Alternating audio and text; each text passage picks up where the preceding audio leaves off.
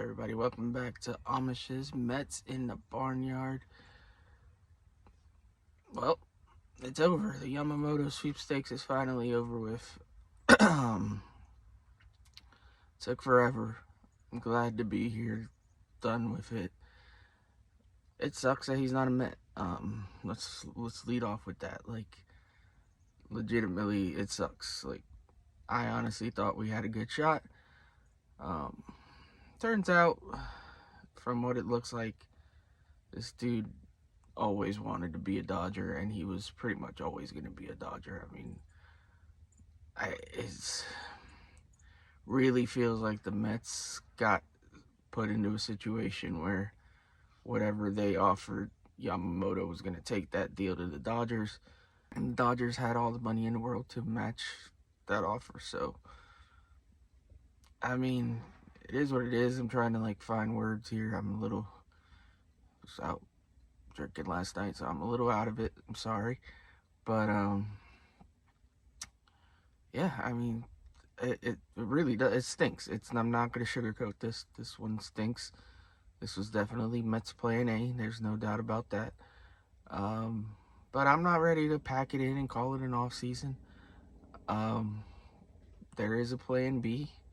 What it is, I can't tell you. I don't work in the Mets front office.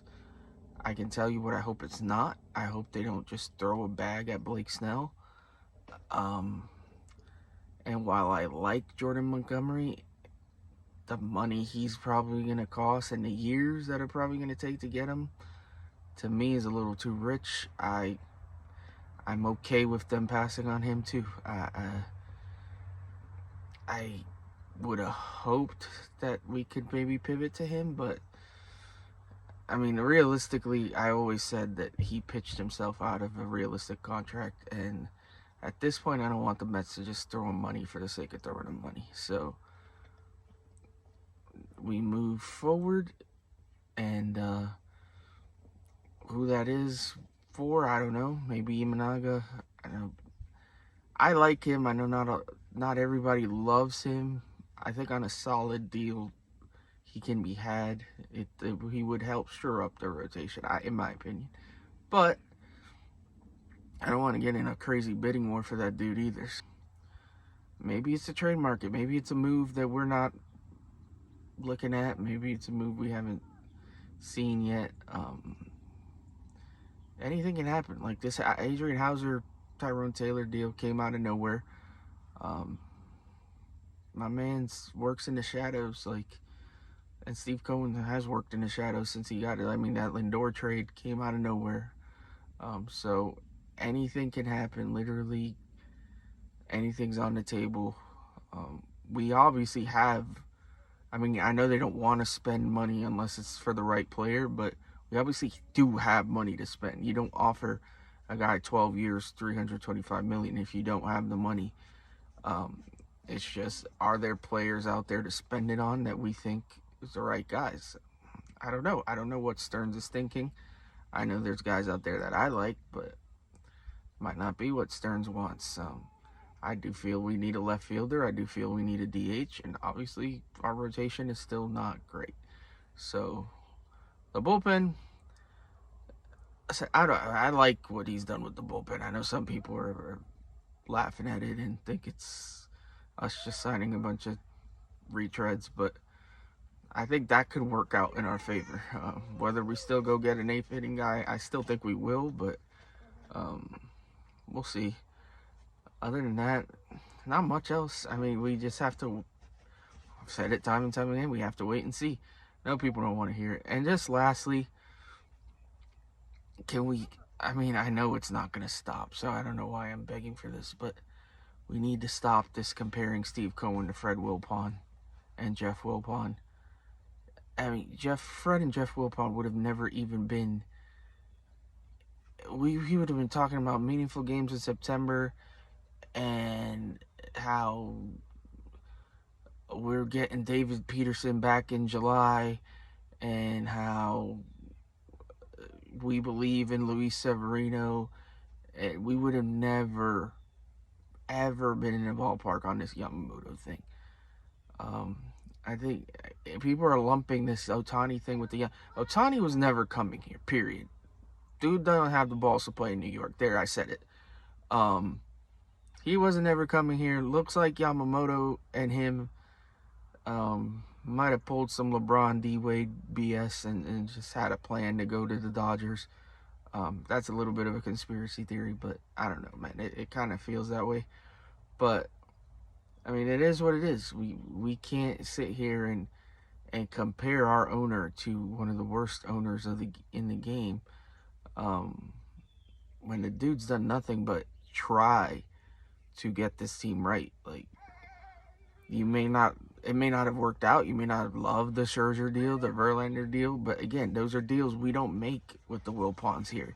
We don't get Lindor and extend him with the Wilpons here. He came into a situation with no farm system, no real backbone to this team, and he had to throw money at the problem, because guess what? The other solution was tear it all apart, build down to the studs, and rebuild. And what Mets fan would have... I mean, this fan base can't handle losing out on a star free agent. We're going to handle starting from scratch. And I know, like, we got the crazy Mets fans that think that that's what we're doing now. That's not what we're doing now. We are being smart in how we build for the future. You have to find a way to pivot. And the Mets pivoted last year when we paid to build a farm system. Steve Cohen shelled out millions and millions of dollars for guys that are not playing for this baseball team just to be able to get the farm system back in shape. Fred Wilpon would have never done this. Like, I just don't understand how people don't see that. It drives me crazy. Like, no, losing Yamamoto isn't a good thing. Yes, it sucks. No, it's not Fred Wilpon. It's not Steve Cohen's fault. It's not David Stearns' fault. We're like killing David Stearns. He's been on the job for like 2 months. Like, give me a break, people. I don't blame people for not wanting to play here, really. Like, this fan base is ridiculous. Like, what is crying over every little thing? It's like, chill out. It'll be all right. And if, like I said, if we don't go out and get anybody else and they've been telling us we're going to compete and this is all we got, then yeah, I'll be upset. But I still think we're going to go out there and try to build the best team possible. Is that going to be a 100-win team? Probably not. I mean, we're going to be, I would say, in the mid-80s, low 90s if things break right. And if things go wrong again, then we might be a 70-something win team. It's all on the table, but I don't think we're going to go out there with the roster we have now and the rotation we have now. We're going to build this. It's going to happen. It just takes time. The offseason isn't over. There's still plenty of fish out in the sea. Not the big fish everybody wanted. I tried to explain to people we weren't going to get all the big fish. I thought we'd get one. It didn't happen. But you can still build a roster, a contending roster, with the right pickups, the right moves here and there. So I know it's not what a lot of people want to hear. I know get yelled at, blah, blah, blah. And again, with this Wilpon crap, you want to be upset about the deal, fine. But to throw our owner under the bus and talk crap about it's ridiculous. Like, the dude did what he could. It didn't happen. At the end of the day, Yamamoto wanted to go out and play and show his shadow.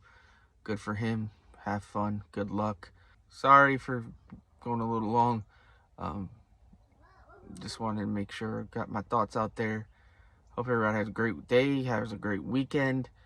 Don't forget, Interstate Mets Report with Keith from Shea & Sons is on tonight at 9 p.m. So please check that out. Yeah, hope everybody has a great weekend. Getting ready for Christmas. Thanks, everybody, and have a great day. Thank you for watching. Please like, comment, subscribe, and stay tuned for the latest video.